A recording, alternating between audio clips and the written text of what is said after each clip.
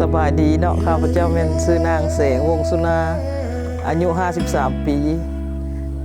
มีครอบครัวมีลูก2 คนอยู่ในเฮือนแล้วมี5 คนลูก2 คนคนนึงไปเรียนอยู่เวียงเรียนซ่อมแปลงคนนึงเฮ็ดเวียกแล้วเรียนจบแล้ว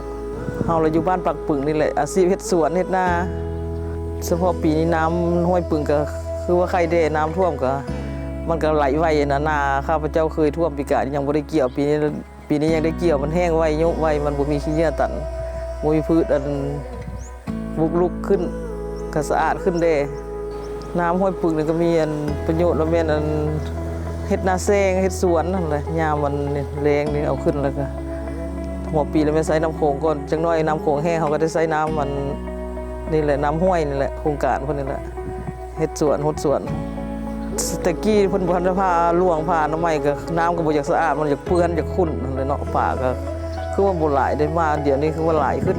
เขาเจ้าตึกกระดุ้งก็ยังได้บ่หลายปีนี้ปลาตองปลาหยังก็หลายน้ำก็สะอาดขึ้นเด้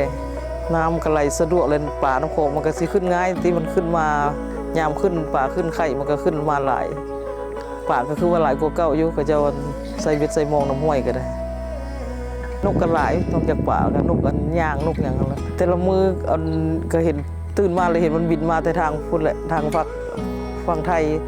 อันเข้ามาเราก็บินกลับมันมาอยู่น้ำแถวบึงนี่เลยวนเฮาเฮ็ดนานี่ก็อยู่น้ำนองน้ำอย่างนั่นแหละมันหากินหอยนกกินหอยก็ได้